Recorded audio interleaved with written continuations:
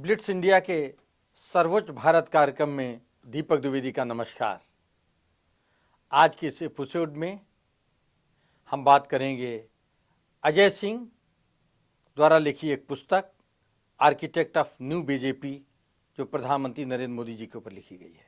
अजय सिंह जी देश के वरिष्ठ पत्रकार और वर्तमान में प्रेसिडेंट ऑफ इंडिया के प्रेस सेक्रेटरी हैं। इस पुस्तक में भाजपा का संगठनात्मक तौर पर ऑर्गेनाइजेशनल कैसे चेंज हुआ, आमूलचूल परिवर्तन, कायाकल्प प्रधानमंत्री नरेंद्र मोदी जी ने कैसे किया है, इसके बारे में देखिए हम उनसे जानते हैं कि इस पुस्तक के अंदर कौन कौन सी उन्हें महत्वपूर्ण बातें लिखी हुई हैं। आइए हम बातचीत करते हैं अजय सिंह जी से। आज हमारे साथ श्री अजय सिंह जी हैं, जो देश के बहुत जाने माने और अनुभवी पत्रकार रहे हैं। उनको पत्रकारिता के क्षेत्र में उन्होंने लगभग 4 दशकों तक बहुत ही गंभीरता से काम किया है और वर्तमान में वो भारत के राष्ट्रपति के प्रेस सचिव हैं। लेकिन आज हम उनके साथ उनकी देश में और विदेशों में बहुत चर्चित पुस्तक the architect of new BJP, Narendra Modi ji के बारे में जो उन्होंने पुस्तक लिखी है, उसके बारे में हम चर्चा करने आए हैं और उनके जो पत्रकारिता के जीवन से जुड़े जो विषय हैं उन पर बात करने आए हैं। बहुत बहुत धन्यवाद आपको। अजय सिंह जी, देश के सामने एक सबसे ज़्यादा सवाल जो लोग पूछ रहे हैं कि इसकी आवश्यकता आपको क्यों पड़ी, आपने ये पुस्तक क्यों लिखी? देखिए, आवश्यकता के हिसाब से किताब तो लिखी नहीं जाती है।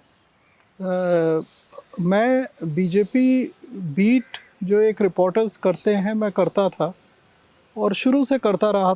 जब मैं यहाँ दिल्ली में आया तो उसी में बीजेपी का ग्रोथ, अगर आपको याद हो तो 90s के टाइम में बीजेपी का ग्रोथ एक अपने आप में लोगों में कौतूहल था, उसको लेके एक क्यूरियोसिटी थी और हम भी पत्रकार के रूप में क्यूरियस थे जानने के लिए कैसे ग्रोथ हो रहा है। तो एक तो रिपोर्टर के तौर पे और दूसरा एकेडमिक तौर पे, यानी उसको हिस्टोरिकल, उसका जो पर्सपेक्टिव है, संघ का ग्रोथ, बीजेपी का ग्रोथ, ये हम देखते थे, पढ़ते थे, लोगों से पूछते थे, जो नेता मिलते थे उनसे पूछते थे, पुस्तकें पढ़ते थे।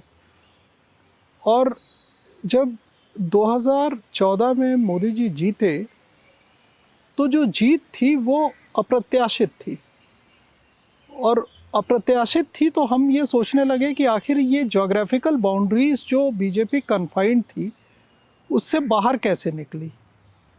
फिर हमारे दिमाग में आया कि इस पे लिखा जाए, क्योंकि मोदी जी इलेक्शन जीतते हैं, इस पे बहुत सारी चीज़ें लिखी गई, पर बीजेपी संगठन कैसे चलता है और राजनीतिक दलों का संगठन कैसा होता है, इस पे लिखा जाए। तो इसलिए ये पुस्तक हमने लिखी और इसको लिखने में हमें लगभग 3.5-4 साल लगा, क्योंकि रिसर्च बहुत करना पड़ा। और उसके बाद हमने इसको लिखा और आपके सामने है। उसकी तो अब कई जो रीजनल लैंग्वेजेस हैं उसमें भी आ गई है, हिंदी, मराठी, गुजराती, तमिल। ये आपके एक लंबे पत्रकारिता के अनुभव और शोधपूर्ण जो एक राजनीतिक दल के बारे में एक आपकी एक धारणा बनी है, तो इसका मुख्य उद्देश्य क्या है? ये किस लक्ष्य को पूरा करेगी पुस्तक?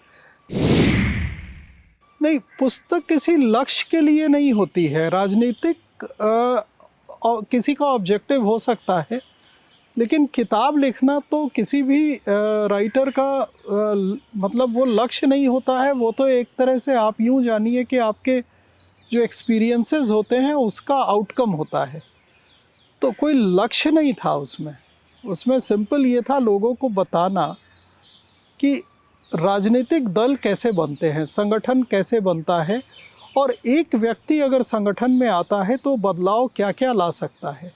आपको सच बताएं तो कांग्रेस पे एक किताब है मायरन वेनर की, और उसने लिखा है कि इंडिपेंडेंट इंडिया में कांग्रेस का पॉलिटिकल ऑर्गेनाइजेशन कैसे बना।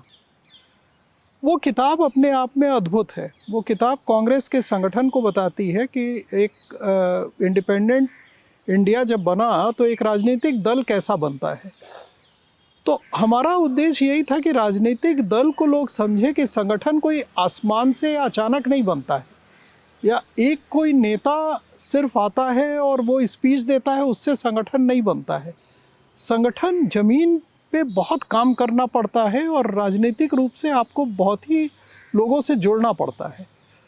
तो ये उसको एक्सप्लेन करने का एक हमारा ऑब्जेक्टिव था, जिसकी वजह से ये बुक लिखी। हमारा कोई ऐसा ऑब्जेक्टिव या उस पुस्तक का कोई ऑब्जेक्टिव है सिवाय इसके कि लोग उसको जान के पढ़ें और समझें, इससे ज़्यादा तो कुछ हो नहीं सकता। नहीं, लेकिन एक पाठकों की जो राय है कि आपकी पुस्तक को किसी राजनीतिक दल या किसी व्यक्ति विशेष या प्रधानमंत्री से विषय जोड़ के नहीं देखा जा रहा है, उसमें जिन विषयों को गहराई से आपने उठाया है वो किसी भी, जैसे आपने बात कही कि किसी कोई दल कैसे बनते हैं, कैसे आगे बढ़ते हैं, उसकी गहरी विवेचना हुई है। आपने बहुत सारे राजनीतिक दलों का भी जिक्र किया है उसमें। लेकिन उस पुस्तक में एक बात और भी है कि पहले वाजपेयी जी के समय भी भाजपा आगे बढ़ी और फिर मोदी जी के समय में भी अद्भुत तरीके से आगे चली। इसमें आपने वाजपेयी जी और उनके बीच में नरेंद्र मोदी जी को जो उनका चयन किया, उनको एक आर्किटेक्ट बनाया, इसके विषय में आपका क्या, आपकी अवधारणा थी? देखिए, पार्टी बिल्डिंग कॉन्टिन्यूटी का प्रोसेस है। पार्टी बिल्डिंग कोई ऐसा नहीं होता है कि एक दिन में बनता है। और भाजपा एक ऐसा संगठन है, या आरएसएस की अगर आप बात करें तो उसमें संगठन पे बल दिया जाता है। वाजपेयी जी के टाइम में भी संगठक एक से एक थे, यानी कुशाभाऊ ठाकरे थे, आडवाणी जी थे, तो इन लोगों ने संगठन बनाया। पर अगर आप याद करें तो 1990 में और 90 के दशक में जो राष्ट्रीय अधिवेशन होता था बीजेपी का, उसमें ये कहा जाता था कि हमारी ज्योग्राफिकल बाउंड्रीज जो हैं वो पार नहीं हो पाती हैं, यानी हिंदी हॉटलैंड से हम बाहर नहीं निकल पाते हैं, विंध्या के पार नहीं जा पाते हैं, और ईस्टर्न इंडिया में कर्मनाशा रिवर के बाद नहीं जा पाते हैं, यानी कर्मनाशा के बाद बिहार शुरू होता है।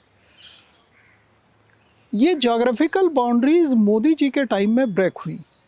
आज से 10 साल, 15 साल, 12 साल पहले अगर आप हमसे पूछते कि क्या बीजेपी का स्कोप आप नॉर्थ ईस्ट में देख रहे हैं, तो हम कहते कि ये सवाल आप क्यों कर रहे हैं, नॉर्थ ईस्ट में तो कोई स्कोप हमें दिख नहीं रहा है। पर आज तो आप जानते होंगे कि नॉर्थ ईस्ट में मतलब बहुत सारे स्टेट्स हैं जिसमें बीजेपी बहुत स्ट्रांग है।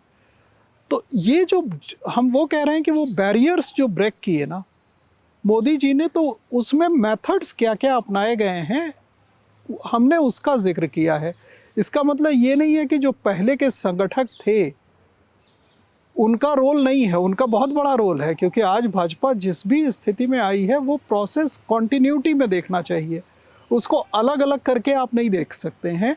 वाजपेयी जी का आपने जिक्र किया, वाजपेयी जी के टाइम में 180 182 ऐसे सीट रहती थी। आज के दिन ये स्थिति नहीं है, अब 300 के ऊपर बीजेपी चली गई है। तो हमारा आशय जो था वो इससे था, हमारा आशय इससे नहीं था कि वो पहले के संगठन वाले जो थे वो उनमें कोई कमी थी। समय होता है, समय के साथ पार्टी का स्ट्रक्चर बढ़ता है, तो संगठन बढ़ता है, तो हमने उसी संगठन के बारे में लिखा है। नहीं, बहुत, और ये आम तौर पे ये आपकी जानकारी में भी आनी चाहिए कि आपकी उस पुस्तक को अन्य जो राजनीतिक दलों के नेताओं से जो बातचीत होती है वो एक हैंडबुक के लिए आपने जो लिखा है, उसमें बहुत सारे दलों के और उनके नेताओं के एक कार्यकारण, उनकी व्यवहार शैली, कार्यशैली का उसमें समावेश है। तो इसलिए दूसरे दलों के नेताओं भी उसको पढ़ने में रुचि रख रहे हैं, हम लोग की बातचीत होती। लेकिन आपने जब चयन किया और इसका गूढ़ अध्ययन करके, तो मोदी जी के संपर्क में सबसे पहली मुलाकात आपसे कब हुई? हम थोड़ा सा इस सवाल का बाद में जवाब देंगे। हम एक चीज़ आपको बताएं कि एक बार हमारी जो ये जानकारी होती थी बीजेपी को लेके, तो एक बार मैंने आडवाणी जी से पूछा कि आडवाणी जी, आप अपनी पार्टी को किधर रखते हैं, right of the centre, left of the centre और सेंट्रिस्ट? तो उन्होंने कहा कि नहीं, ये सारे फॉर्मुलेशन जो हैं आपके वो हम नहीं मानते हैं, हम रखते हैं बीजेपी को एग्रीगेटिव पार्टी, यानी ये पार्टी एग्रीगेट करती है। तो एग्रीगेशन यानी समाज के उन सब सेक्शंस को जो उनके साथ नहीं है उनका एग्रीगेट करना, ये उन्होंने एक्सप्लेन किया था तब। तो हमारा यही कहना है कि बीजेपी का जो एग्रीगेटिव करैक्टरिस्टिक है वो इधर ज़्यादा बढ़ा है, और वो उसने जोग्राफिकल बाउंड्रीज ब्रेक की। आपका जो सवाल था उस पर मैं बताता हूँ कि मैं 1995 में दिल्ली आया था, 95 की ही बात है, और भाजपा का अधिवेशन हो रहा था। पुस्तक में भी हमने उसका उल्लेख किया है। और उस अधिवेशन में यही पार्लियामेंट एनेक्सी में हो रहा था, और मैं अभी आए हुए मुझे शायद 2 ही 3 महीना हुआ था, तो मोदी जी हमें दिखाई दिए। उस समय सेक्रेटरी थे वो पार्टी के। तो मैं उनसे मिला और मैंने उनसे रोक के बात किया। ये मेरी पहली भेंट थी। और उसके बाद पत्रकार के रूप में तो फिर चूँकि वही एरिया था, उसी पे लिखना होता था, तो अक्सर मिलते थे और लोगों से मिलते थे, उनसे भी मिलते थे। अच्छा, मोदी जी के राजनीतिक, उनकी कार्यशैली, उनके व्यक्तित्व, कृतित्व, उनकी संगठन की क्षमता, इसके बारे में आपका पत्रकारिता के जीवन का अनुभव क्या है? नहीं, हमने देखिए पत्रकार के रूप में ही उनको देखा है, और हमने उनको देखा है मध्य प्रदेश इलेक्शन में, हमने उनको हरियाणा में अलायंस करते हुए देखा है बंसीलाल जी के साथ, जो कि बंसीलाल अगर आपको याद हो तो उस समय इमरजेंसी के एंटी हीरो माने जाते थे, यानी इमरजेंसी के विलन अगर कोई माना जाता था तो उनको मानते थे। लेकिन बीजेपी ने उस अलायंस से फ़ायदा उठाया हरियाणा में। वैसे ही मध्य प्रदेश इलेक्शन में उनको देखा है कि किस तरह वो संगठन देखते हैं। हरियाणा इलेक्शन देखा है, हिमाचल इलेक्शन देखा था। उस समय तक मुख्यमंत्री नहीं हुए थे, 2001 में मुख्यमंत्री हुए। फिर 2001 के बाद हमने 2002, 7, 12 सारे इलेक्शंस हमने देखे हैं। तो संगठन की क्षमता, और एक हमने एक जगह लिखा है किताब में कि इंडियन सोशल साइकोलॉजी की समझ उनकी जो थी, वो उसका पैरेलल अगर कोई मुझे समझ में आता है तो गांधी जी समझ में आते हैं। दूसरा कोई इतिहास में हमें ऐसा आदमी नहीं समझ में आता है जो इंडियन सोशल साइकोलॉजी को इतना जानता हो। तो ये हमने बुक में भी लिखा है, और ये मेरा मानना है आज भी कि उसकी वजह ये है कि जितना वो घूमे हैं उतना शायद बहुत कम लोग भारत के अंदर घूमे होंगे। और दूसरा, उन ज़मीन से निकल के यानी मुख्यमंत्री से प्रधानमंत्री की यात्रा और इतने साल शासन करना, वो एक आपको एडवांटेज देता है। एक और महत्वपूर्ण सवाल आपसे ये है कि जो देश के लोग भी जिसको समझना चाहेंगे कि देश में अभी तक बहुत सारे नेता राजनीति में विभिन्न पार्टियों के देखे गए हैं, तो मोदी जी की कार्यशैली या मोदी जी किस तरीके से जो अन्य नेता रहे हैं उनकी कार्यशैली, राजनीतिक सोच, उनकी विचारधारा में किस तरीके से आप उनका एक अलग पाते हैं? नहीं, कार्यशैली देखिए, सबसे बड़ी बात है कि आप भारत के इतिहास में कोई भी प्रधानमंत्री ऐसा नहीं हुआ है जो इतने साल मुख्यमंत्री रह के और फिर प्राइम मिनिस्टर बना हो इतने दिन तक। तो ये डिस्टिंक्शन तो अपने आप में बहुत बड़ा है। बाकी कार्यशैली मतलब आप अगर उनको देखें किसी भी तरह से तो आपको खुद ही समझ में आएगा कि कार्यशैली में एक डिसाइसिवनेस, फर्मनेस जो कहते हैं वो होता है। ये सारी चीज़ें तो दिखाई दे रही हैं। इतिहास का एक दौर है जिसमें कि हम लोगों ने प्रधानमंत्री और उस तरह के लोग देखे जो कोलिशन सरकार के थे, जिनके साथ एक टैग लग जाता था कि वीक प्राइम मिनिस्टर हैं। तो आज के दिन कोई ये टैग नहीं लगा सकता है, तो ये तो एक अंतर है। अच्छा, दूसरी एक बात जो आपकी पुस्तक को पढ़ने के बाद कि आपने बहुत गहराई से अध्ययन किया है उसकी पॉलिटिकल इंजीनियरिंग को, कि मोदी जी के बारे में जो अपोजिशन को जो लीडर हैं जिनका आज की तारीख में फैशन एक बन गया है कि कोई मजबूत विरोध करना, कोई नीतियों पर विरोध करने के बजाय व्यक्ति विशेष पर ज़्यादा विरोध की एक परंपरा चली है। इस तरीके से बात प्रचारित की जाती है कि मोदी जी एक कट्टरवादी व्यक्ति हैं, एक श्रूड व्यक्ति हैं, दूसरों की वर्कर की बात सुनना पसंद नहीं करते, जो आम तौर पे एक अपोजिशन पार्टी के ये बहुत मजबूत एलिगेशन नहीं है। तो इनके बारे में एज ए पत्रकार आपने उनको क्या देखा उनकी सोच में? देखिए, हम जिस तरह के असाइनमेंट पे अभी हैं उसमें ये थोड़ा मुश्किल होता है कि हम अपोजिशन के बारे में और सरकार पे उनका जो रवैया है उस पर कोई टिप्पणी करें। तो वो टिप्पणी तो हम नहीं करेंगे, लेकिन इतना हम ज़रूर जानते हैं कि अगर आप उनकी संगठन की क्षमता देखें तो संगठन की क्षमता इतनी ज़्यादा है कि आज के दिन हमारा मानना है, इस पुस्तक के राइटर होने के नाते, कि इतना रोबस्ट ऑर्गेनाइजेशन उन्होंने बना दिया है, या बीजेपी एक इस तरह का संगठन बन गया है जो आने वाले डिकेड्स तक एक प्रिंसिपल पोल की स्थिति में भारतीय राजनीति में रहेगा।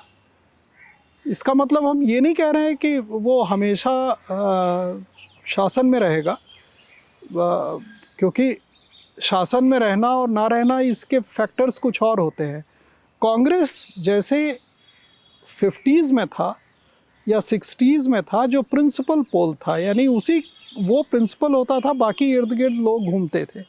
आज के दिन बीजेपी की वही स्थिति है। संगठन की अगर आप संगठन का रूप देखें तो ये मेरा मानना है। नहीं, आपने ये चीज़ ठीक कहा, क्योंकि उसका सीधा एक दर्शन अगर आप देखिए कि सीधा सामना ग्राम पंचायत से लेके, ब्लॉक से लेके, तहसील से, जिला स्तर से लेके प्रदेश और केंद्रीय स्तर तक बीजेपी ने जो ढांचा बनाया है, उसके पीछे जो आपने पुस्तक लिखा है उससे उसकी तस्दीक होती है। लेकिन इसमें मेन किस तरीके का उन्होंने बदलाव इतने कम समय में किया है, इसके विषय में कुछ थोड़ा सा बताइए। देखिए, इस पुस्तक में भी व्याख्या है, वो ये है कि नॉर्मली क्या होता था कि जो बीजेपी को हमने कहा एग्रीगेटिव पार्टी है, तो दो तरह की स्ट्रेटजी होती थी। एक स्ट्रेटजी है कि जिसमें आपने कोऑप्ट किया, कुछ लोगों को आपने कोऑप्ट किया और कोऑप्ट करके और सेक्शन को कोऑप्ट करके और आप आगे बढ़ गए। दूसरी एक स्ट्रेटजी थी कि नोटेबल्स को, जो कांग्रेस ने किया था, कि कहीं के मान लीजिए फ्यूडल लॉर्ड हैं या कहीं के राजा हैं, उस तरह के लोगों को ले लिया और उनको इलेक्शन में ले गए। तीसरी एक स्ट्रेटजी थी जिसमें कि आपको जो जहाँ पे लगा अच्छा है उसको उठा के आपने डाल दिया। बीजेपी चूँकि कार्डर बेस्ड पार्टी थी, तो कार्डर बेस्ड पार्टी में आउटसाइडर्स की एंट्री थोड़ी सी रिस्ट्रिक्टिव थी, बहुत कम होती थी। कोई कोई लोग ले आए, जैसे यशवंत सिन्हा को आडवाणी जी ले आए थे, या इस तरह के कुछ लोग आए थे, शत्रुघ्न सिन्हा आए थे, पर बाय एंड लार्ज नंबर में पॉलिटिकल लीडर्स नहीं आते थे, और जो ऊपर की सीट पे बैठे हैं ऐसे लोग कम थे। इन्होंने उसको लार्ज स्केल पे किया, यानी तीन तरह की स्ट्रेटजी हो गई: नोटेबलाइजेशन, कोऑप्शन, जो आपने लोगों को उठा लिया, और तीसरा ये हो गया कि ऐसे लोगों को उठाया जो कि आपके पूरे उससे बाहर थे, और आपने उठा लिया उनके ये सोच के कि ये अच्छे होंगे, ये वाला काम इनसे हो सकता है। तो ये तीनों स्ट्रेटजी का इतना ब्रिलियंट कॉम्पोजिशन ये भारतीय राजनीति में नहीं हुआ था, अभी तक कोई दल नहीं कर पाया है। कार्डर के टर्म्स में सीपीएम के पास भी कार्डर है, लेकिन कार्डर बेस्ड पार्टी होकर रह गया है। तो आइडियोलॉजी को रिटेन करते हुए और अपने को एक्सपैंड करना, ये एक एक्सपेरिमेंट है जो कि इस बुक में हमने कोशिश किया है कि हम एक्सप्लेन कर पाएँ। आपने एक्सप्लेन बहुत अच्छा किया है, और उसके बाद एक जो अन्य विषय से जुड़ा आता है कि इसको आगे बढ़ने के लिए जो बीजेपी का एकदम ग्राम पंचायत से लेकर दिल्ली और सारे देश में एक मजबूत प्रभाव बना है, विकास और अनुशासन, ये पार्टी के दो अहम पहलू हैं। मुझको लगता है कि भाजपा में अन्य दलों की तुलना में भाजपा में इस पर विशेष जोर दिया जा रहा है? अनुशासन तो शुरू से ही वो संघ का जो एक जो फाउंडिंग प्रिंसिपल है उसमें डिसिप्लिन रहता है, तो बीजेपी में डिसिप्लिन है। आप रीजनल पार्टीज़ में ये देखते होंगे कि वहाँ पे काडर में अनुशासनहीनता होती है। नॉर्मली बीजेपी में ऐसा बहुत कम पाया जाता है। चूँकि पार्टी एक्सपेंड कर रही है तो इक्के दुक्के कहीं पे इंसिडेंट हो जाएं, हम उसका नहीं कहते, क्योंकि पार्टी का जो ग्रोथ है वो बड़ा ज़बरदस्त है, फिनोमिनल है। तो उसमें कुछ घटनाएं हो सकती हैं, पर आप जिस लेवल का रीजनल पार्टीज़ में देखते थे अनुशासनहीनता, या रीजनल पार्टीज़ में आज भी होता है, वैसा आप बीजेपी में नहीं पाएंगे। कांग्रेस में भी अच्छा था, लेकिन वो 60s तक, जब उनका संगठन जो था वो संगठन भी था और पार्टी भी थी। लेकिन इंदिरा गांधी जी के आने के बाद से संगठन उनका यहाँ गौड़ होता गया, और राजीव गांधी के टाइम तक और बाद में तो वो पूरी तरह से गौड़ हो गया। तो अब वो एक पार्टी रह गई, मास पार्टी आप कह सकते हैं, कि जिसका अपना सपोर्ट बेस था, पर संगठन की संरचना उनकी ध्वस्त हो गई। तो ये एक उनकी दिक्कत रही, जिसकी वजह से आज आप देख रहे हैं कि पार्टी की स्थिति अच्छी नहीं रही। दूसरा महत्वपूर्ण पहलू ये भी है भारतीय राजनीति में कि जिस तरीके से भाजपा मजबूत हुई है और उसको करने के लिए प्रयास संगठन का रहा है, मोदी जी का रहा है, उस दल का अनुसरण अन्य दल भी अब करना शुरू कर दिया है। आंतरिक संगठन की दृष्टि एक महत्वपूर्ण पहलू है कि भाजपा के विरोधी सारे राजनीतिक दल हैं, लेकिन रीजनल से लेके नेशनल तक जितने विरोधी दल हैं उसकी कार्यप्रणाली, संगठन क्षमता, उसके आचरण और उसकी जो मैकेनिज्म है डिजिटल सोशल, उस पर काम करना, उसका अनुसरण कर रहे हैं। तो ये जो एक सम्यक रूप से भाजपा उभर के आई है और उसका नेतृत्व प्रधानमंत्री नरेंद्र मोदी जी ने किया समय पर, तो आज की तारीख में उनकी सामाजिक, राजनीतिक और आध्यात्मिक जो प्रधानमंत्री जी की एक विचारधारा है, अभी वो हिमालय के नज़दीक जाते हैं तो एक दूसरा संदेश देते हैं। अभी वो जैसे पार्लियामेंट, नई संसद बनी, उनके जिन लोगों ने उसमें योगदान दिया उनके बीच एक दूसरा संदेश देते हैं। जब वो G20 में बात करते हैं तो एक अलग तरीके का संदेश, देश की एक सार्वभौमिक उसकी पराक्रम की बात करते हैं।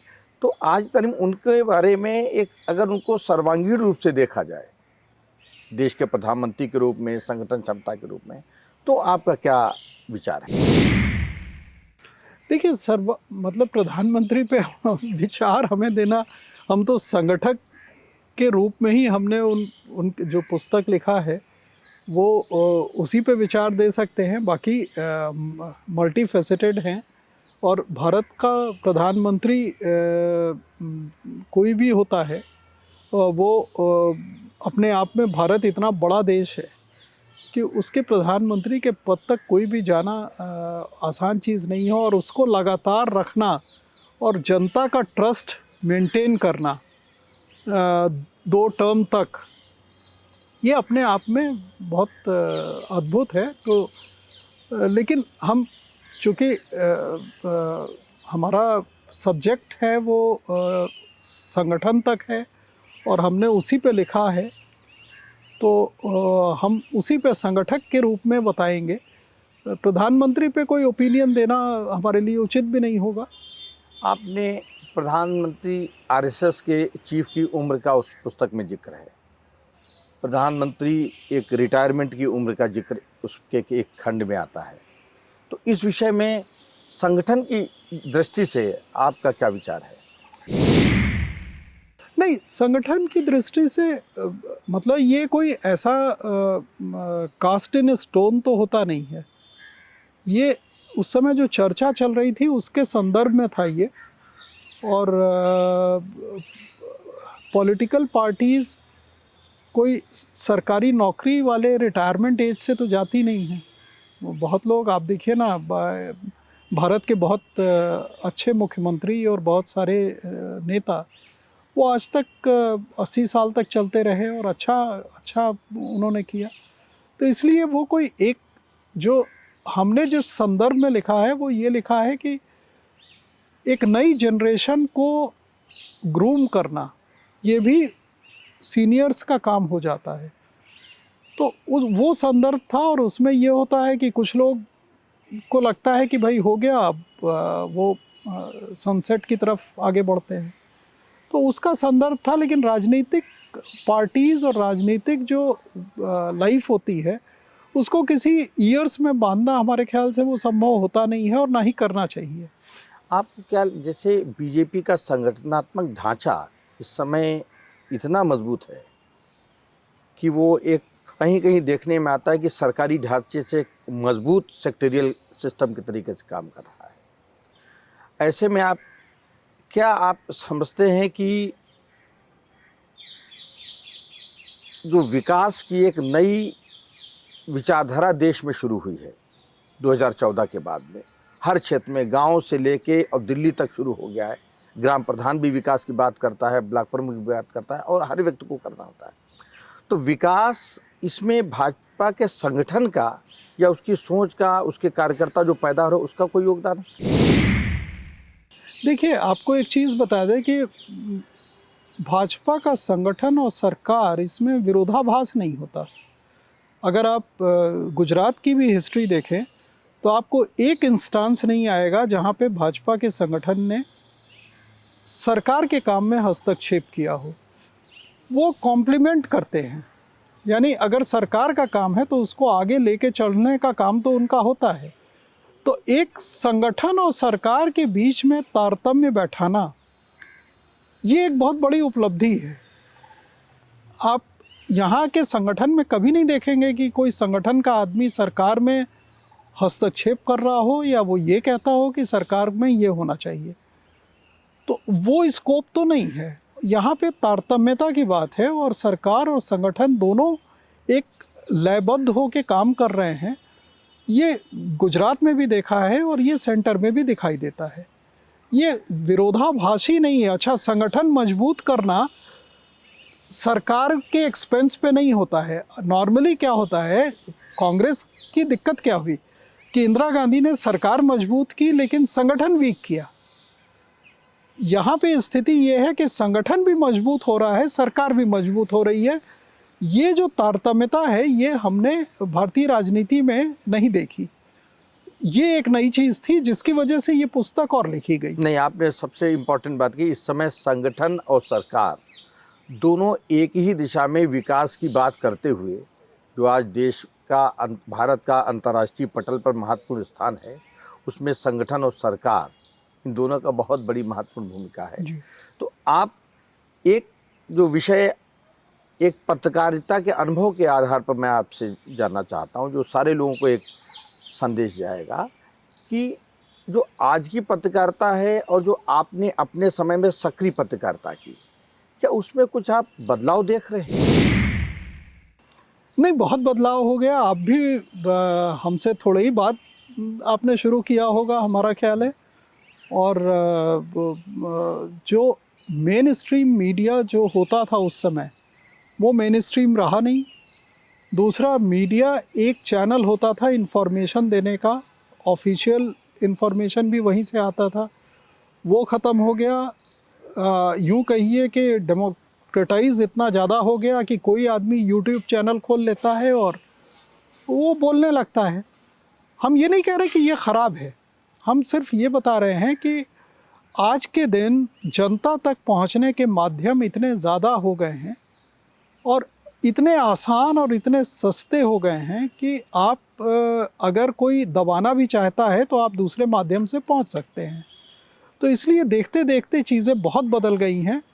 आज के दिन इन्फॉर्मेशन पे मोनोपोली किसी मीडिया हाउस की है, ऐसा आप नहीं कह सकते।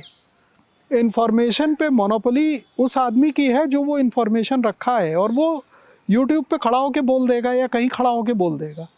तो ये जो पावर लोगों के पास आया है, उसने कन्वेंशनल मीडिया को एक तरह से रोक दिया है, और कई और माध्यम हो गए हैं मीडिया के। तो जी, ये अच्छा भी है और ये कई मायनों में दिक्कत भी करता है, लेकिन ठीक है, वो तो टेक्नोलॉजी बढ़ती है तो उसके हिसाब से करना पड़ता है। जो पत्रकारिता के विषय में भी आपसे बात कर रहे थे कि हम लोगों के समय तक ऐसा रहा कि लोग पत्रकारों को प्रिंट मीडिया में गाइड करते थे, सिखाते थे, थोड़ा उनके अनुभव से हम लोग आगे बढ़ते थे। लगभग वो एक संस्था ख़त्म हो गई। अब सिखाने, बताने या उनको पत्रकारिता की कोई खबर लिखने की क्या सेंसिटिविटी है, क्या उसकी कितने परीक्षण जरूरी, इस विषय पर बहुत ध्यान नहीं दिया जाता है। तो आपकी दृष्टि से कि जो ये कमज़ोर होता हुआ एक महत्वपूर्ण स्तंभ है, उसको किस तरह से रिस्टोर किया जाए या किस तरीके से उसके सम्मान को, उसके जो उसका दायित्व है उसको लोग गंभीरता से लें। जैसे इलेक्ट्रॉनिक मीडिया का धीरे धीरे उसकी गंभीरता ख़त्म हो रही है, प्रिंट मीडिया की फिर भी एक गरिमा और जिम्मेदारी बनी हुई है। तो इसके विषय में किस तरह की मैकेनिज़्म या किस तरह का उपाय किया जाए कि इसमें थोड़ी सी जो गिरावट आ रही है उस पर रोक लगे। देखिए, बदलाव को रोकना तो मुश्किल होता है, क्योंकि बदलाव हो रहा है टेक्नोलॉजी का है। और टेक्नोलॉजी जैसे जैसे आएगी तो वही हम जैसा आपको बता रहे थे कि पहले ज़माने में टेलीविज़न में हम लोग ओबी वैन लगाते थे, और ओबी वैन बड़ा महंगा होता था, तो ओबी वैन से हम लाइव करते थे। आज के टाइम में ओबी वैन की ज़रूरत नहीं है, 5G है। आप एक आईफोन ले लीजिए और उससे अपना लेके आप इमीडिएट भेज दीजिए जहाँ भी भेजना है। तो चीज़ें देखते देखते बदल गई हैं, और वो अच्छे के लिए बदली हैं। हम ये नहीं कह रहे हैं कि ख़राब के लिए बदली हैं। नई जनरेशन में कई लोग हमने देखे हैं जो कि बहुत ही अच्छे हैं और जानकार हैं, पढ़ लिख के आते हैं। और कई आप जो दूसरा आप फ़ियर जिसकी ओर इशारा कर रहे हैं वो भी एक असलियत है, लेकिन वो असलियत है, पर वो असलियत ज़्यादा दिन चलेगी नहीं, क्योंकि अगर कोई आदमी अपने सीरियसनेस या अपने सच के बल पे खड़ा नहीं होता है तो लोगों में उसका बहुत ज़्यादा एक्सेप्टेंस होता नहीं है।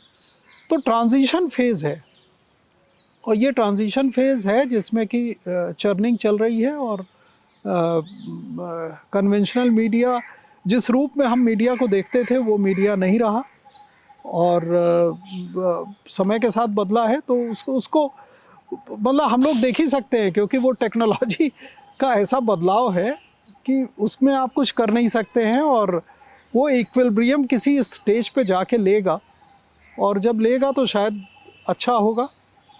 ऐसा हमारा मानना है, और हमारा मानना है भविष्य अच्छा हमेशा रहता है।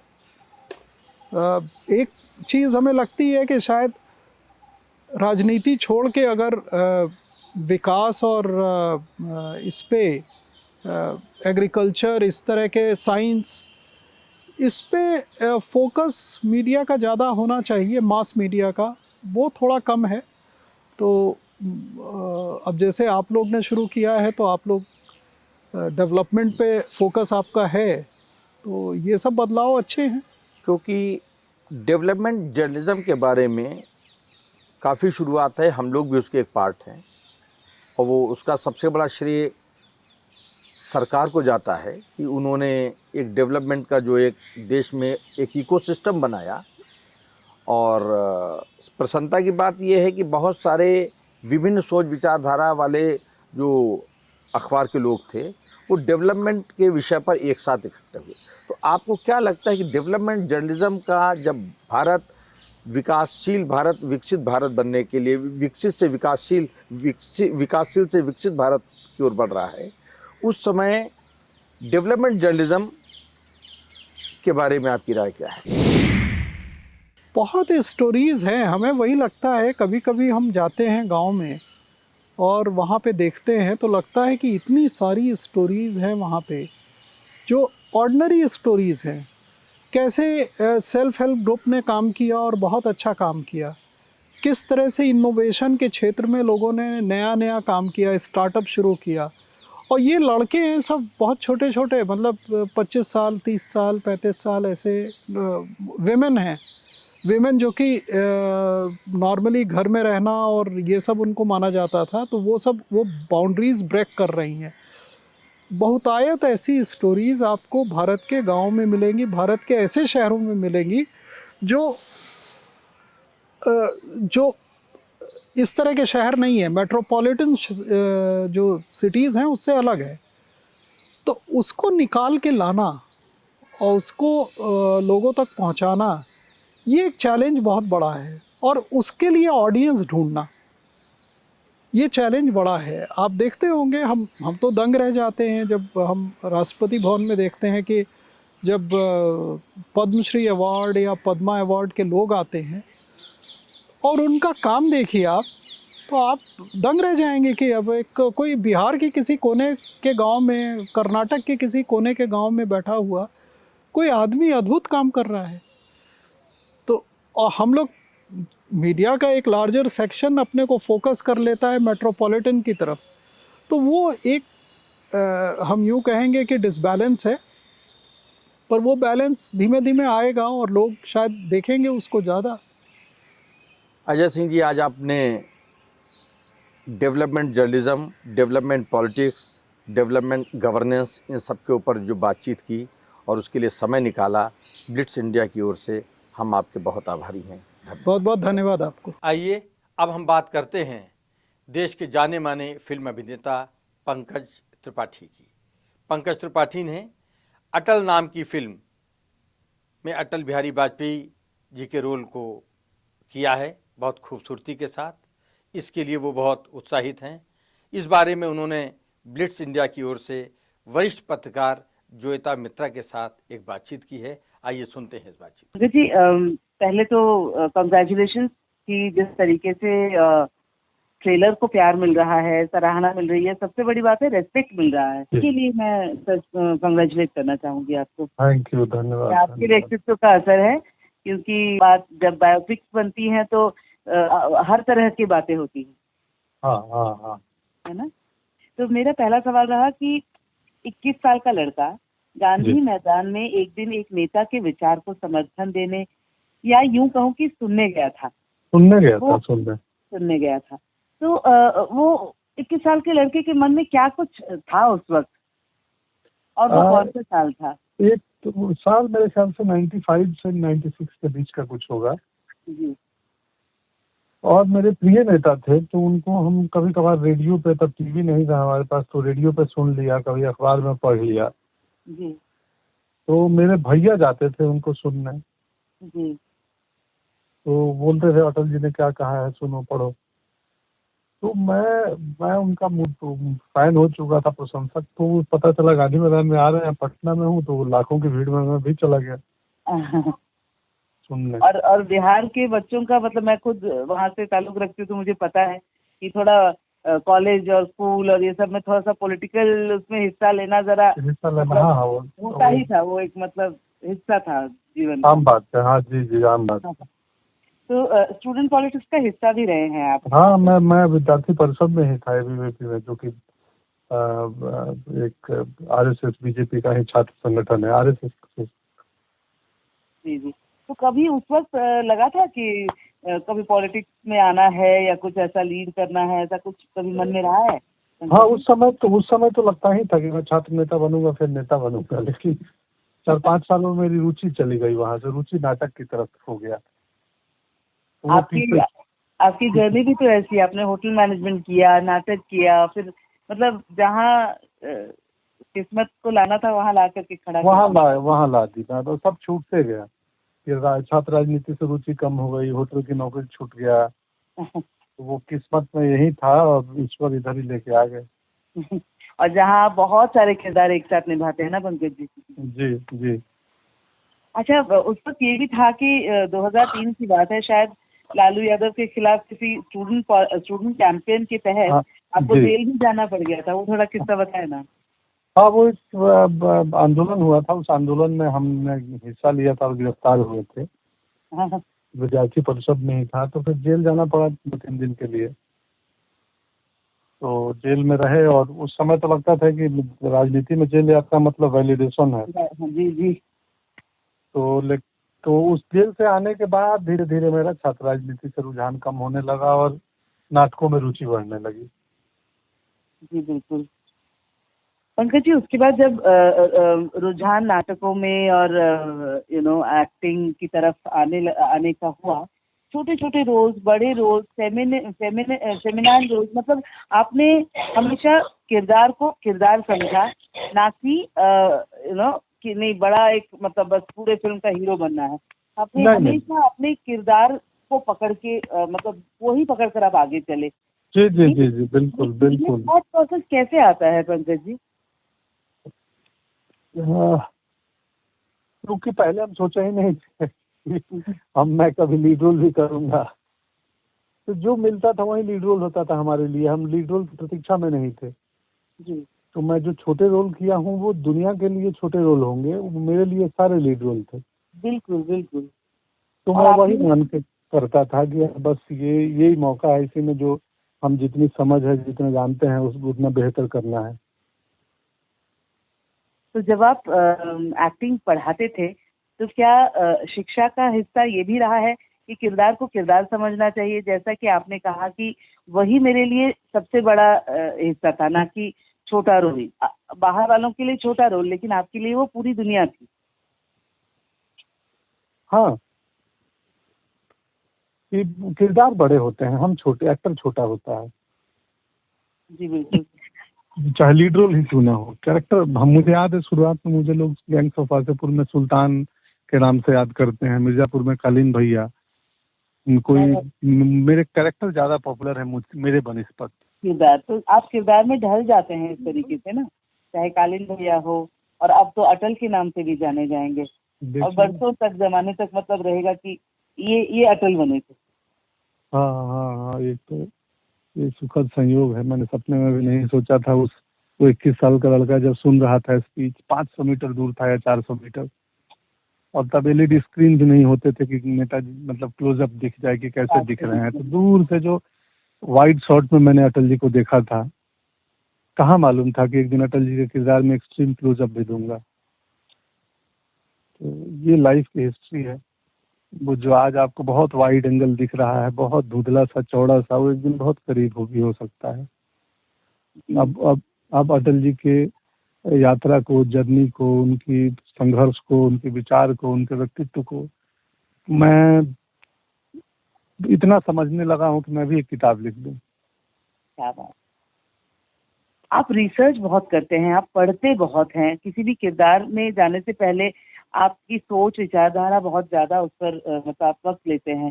तो अटल जी के व्यक्तित्व का कौन सा हिस्सा या कौन सी ऐसी बात जो बिल्कुल अटक गई, दिल को छू गई आपकी, जो आपको लगा कि ये किरदार आप करेंगे? उस समय तो मैं श्योर नहीं था कि मैं न्याय कर पाऊंगा कि नहीं। जब ये फिल्म आई थी तो स्क्रिप्ट नहीं थी, सिर्फ नाम था कि अटल जी के ऊपर फिल्म है, आप करोगे अटल जी। तो वो स्क्रिप्ट क्या शेप लेगी, कैसे लेगी, मैं न्याय कर पाऊंगा कि नहीं कर पाऊंगा, कहीं प्रोपेगेंडा फिल्म तो नहीं है। तो ये सब संशय में गुजर रहा था। मेरे एक दो पत्रकार दोस्त मिले, मैं किताबें पढ़ रहा था, अटल जी के ऊपर सारी किताबें मंगा कर पढ़ना शुरू कर दिया था। हाँ ना नहीं बोला था। तो एक दो पत्रकार दिल्ली में आए मिलने, मेरे कमरे में देखे किताबें, बोले क्यों पढ़ रहे हो? मैं बोला यार ये फिल्म ऑफर हुई है, मुझे समझ नहीं आ रहा है कि मैं कर पाऊंगा नहीं कर पाऊंगा, स्क्रिप्ट क्या बनेगी, क्योंकि स्क्रिप्ट लिखी नहीं गई थी। उन्होंने बोला तुम ही करोगे, तुमसे बढ़िया कोई नहीं करेगा। उनमें से एक हमारे मित्र थे सौरभ द्विवेदी, लल्लन टॉप का एडिटर। जी जी जी। तो मैं बोला कि यार तुम लोग मेरे से ज्यादा श्योर दिख रहे हो, चलो फिर मैं करता हूँ।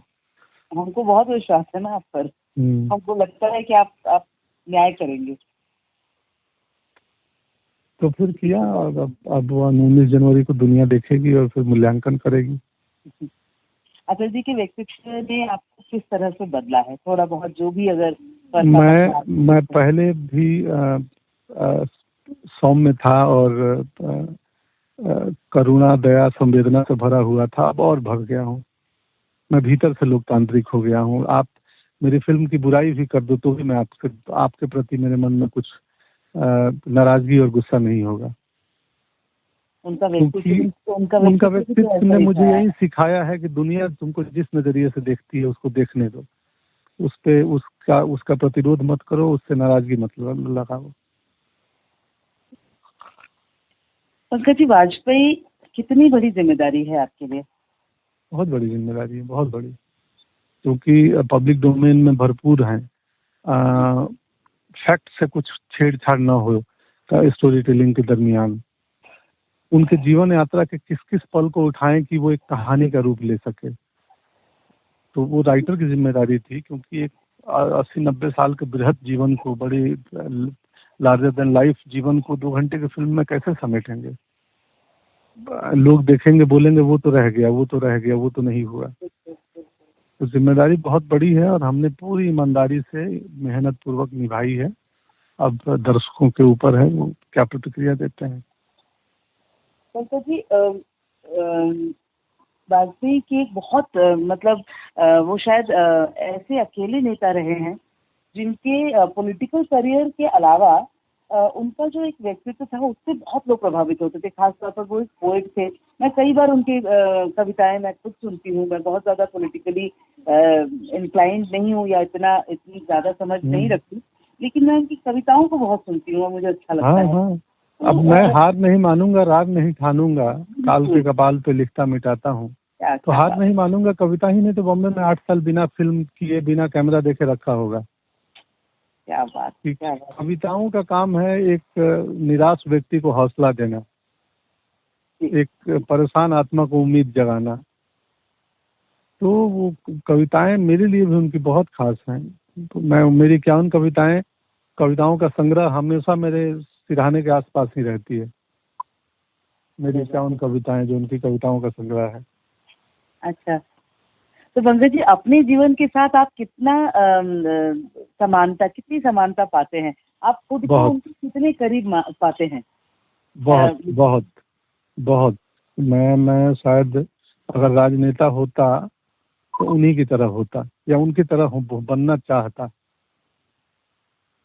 तो मैं संवेदना जितनी उनमें है मुझ में उतनी है। साहित्य के प्रति लगाव जिनका उनमें था उतना मुझ में है। तो बहुत समानता मिलती है मुझे। और रिसर्च के दरमियान तो मैं कई बार उनकी कई वृत्तांत, कई घटनाएं पढ़ा जो किसी और ने लिखी है और भावुक हुआ। हालांकि वो फिल्म में नहीं है, क्योंकि संभव नहीं है सब सारी किस्से फिल्म में आ जाए। जी बिल्कुल। जैसे कि आप कहा कि 2 घंटे में तो आप कितना समेट पाएंगे।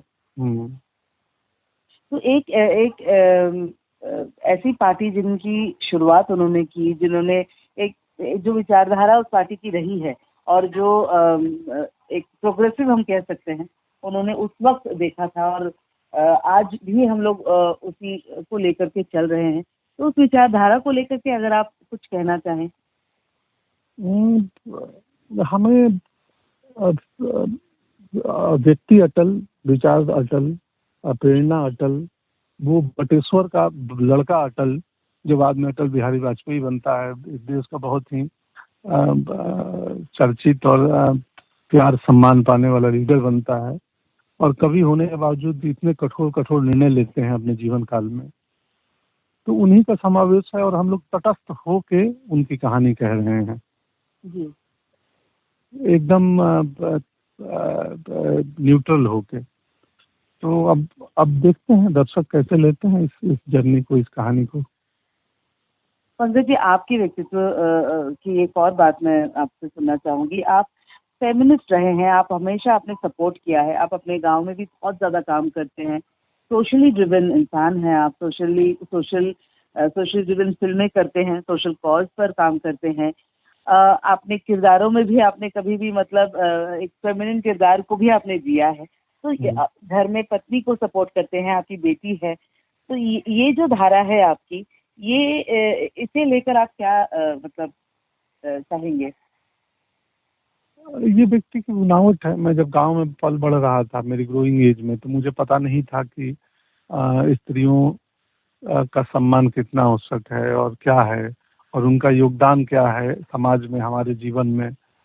कि स्त्रियां ना हो तो फिर सौंदर्य बोध कहाँ से आएगा, रंग कहाँ से आएंगे, इंसान ने प्रिंटेड कपड़े क्यों बनाए होंगे, वो फूल कहाँ से आए होंगे, खुशबू कहाँ से आई होगी, सलीका कहाँ से आया होगा। तो स्त्रियों के बिना तो संसार अधूरा है। वो क्रिएटर है, न सिर्फ मनुष्यों की सौंदर्य बोध की, रंगों की, खुशबू की, स्वाद का क्या नहीं है। तो हमारा वही है कि ये नाटक करते करते, किताबें पढ़ते पढ़ते स्त्रियों के प्रति सम्मान और एक आदर का नजरिया बना। बचपन से ऐसा नहीं था, धीरे धीरे ग्रो हुआ है। जी जी। पंकज जी, नेशनल अवार्ड 2 बार आपके घर तक पहुंचा है और उम्मीद करते हैं कि और कई बार आप इस सम्मान से सम्मानित रहें, चाहे न्यूटन हो, मिनी हो, अलग अलग किरदारों को लेकर के। तो एक लड़का जो गांव से चल करके आता है, छोटे शहर में सपना देखता है और यहाँ तक पहुंचता है, कहानी तो बहुत लंबी होगी, वक्त ज्यादा नहीं लूंगी। आज आप अगर पीछे मुड़कर देखते हैं तो ये जर्नी आपको कैसे दिखता है? बड़ी कथा जैसी लगती है मुझे, फेरी टेल जैसा, कि मैंने नहीं सोचा था कि इतना कुछ हो जाएगा जीवन में। हम एक साधारण दुनिया से आते हैं और वो इतनी इनबिल्ट है कि आज भी हम साधारण ही व्यक्ति हैं। सिर्फ इनकम टैक्स भरते समय पता चलता है कि मैं अब साधारण व्यक्ति नहीं हूँ। तो बाकी हम आत्मा से वही एक साधारण गांव का लड़का हूँ और आगे भी रहूंगा। अभी तक तो कोई बदलाव हुआ नहीं अपने व्यक्तित्व में। एक साधारण अनुभव बहुत हुआ है जीवन का, समाज का। तो तो आप, मुझे याद है आपने एक बार कहा था कि अभी भी आप हमेशा मनोज वाजपेयी की बहुत बहुत मतलब प्रशंसक रहे हैं, बहुत बड़े। आपने एक बार कहा था कि वो जब इधर आते हैं तो लिट्टी चोखा या मतलब खाना जो है, बेसिक खाना खाने आपके घर जरूर आते हैं। हाँ। ये दोस्ती जो है मनोज और आपकी जो दोस्ती है और प्यार है, उसे मतलब जो दर्शक है वो बहुत ज्यादा मान देते हैं। आपके लिए दोस्ती क्या है? जी, वो फिल्म नहीं है, वो प्रेरणा है मेरे, क्योंकि हमारे इलाके से पहले व्यक्ति थे जो आए थे सिनेमा में और बड़ा मुकाम हासिल किए थे, तो वो प्रेरणा स्रोत है हमारे। तो मैं उनका सम्मान करता हूँ। न जर्नी बतौर अभिनेता भी बहुत कुछ सीखते हैं, उनका डेडिकेशन, उनका हार्डवर्क, उनका जरिया, कहानियाँ, जिस तरीके से की कहानियाँ चुनते हैं मनोज भैया, तो वो हमारा संबंध फिल्मी कम है, गैर फिल्मी और एक दो कलाकारों वाला रिश्ता ज्यादा है। बड़े भाई छोटे भाई का रिश्ता अधिक है हमारे लिए, हमेशा वो बड़े भाई समान है। और जब मैं बहुत करीब नहीं जानता था, वो मुझे नहीं जानते थे, मैं तो उन्हें जानता था। Pankaj ji, finally next year तो बस 2 दिन की है, अगला साल, मतलब हम 2024 की ही बात करें तो ये 2024 में भी आपका स्लेट भरपूर दिखाई दे रहा है, चाहे वो मिर्जापुर 3, आप ही बता दें क्या क्या प्रोजेक्ट है। हाँ, तो अचल है, उसके बाद मर्डर मुबारक, फिर मिर्जापुर 3, फिर गुलफंदा टेल्स, फिर मेट्रो इन दिनों, फिर क्रिमिनल जस्टिस, फिर स्त्री 2, काफी कुछ है। कैसे मैनेज करते हैं पारिवारिक जीवन और थक गया हूँ, अब छुट्टी लूंगा मानसून में इस साल। चलिए, बहुत मतलब उम्मीद कर रहे हैं कि अगला साल जो है वो बैंक के साथ शुरू हो और आपने जो उम्मीद और प्यार दिया है लोगों को वो बना रहे। पंकज जी, बहुत बहुत शुक्रिया इस इंटरव्यू के लिए। मेरे भी ये नया थैंक यू जोइता, और आपको भी नए साल की बहुत सारी शुभकामनाएं, और मिलते हैं नए साल में। Thank you so much. Thank you Joita. आइए अब संगीत के बाद हम उससे ज़्यादा महत्वपूर्ण चीज़ फोटोग्राफी की बात करते हैं। हमारे प्रधानमंत्री नरेंद्र मोदी जी ने साल भर में जितना भी अलग अलग क्षेत्रों में अपना योगदान दिया है, उनको कुछ कैमरे में कैद किया है। फोटोग्राफी उनकी एक निजी पसंद भी है, तो उन्होंने कुछ फोटोग्राफ्स को देश की जनता के साथ साझा किया है जो एक महत्वपूर्ण संदेश देते हैं। उसमें प्रधानमंत्री के संयम, प्रधानमंत्री के पराक्रम, प्रधानमंत्री की आत्मीयता, प्रधानमंत्री की मानवीयता, समस्त गुणों का समावेश है। देखिए प्रधानमंत्री ने जिन अपनी कुछ फोटोग्राफ्स को रिलीज़ किया है जनता के लिए, उन पर हम नज़र डालते हैं।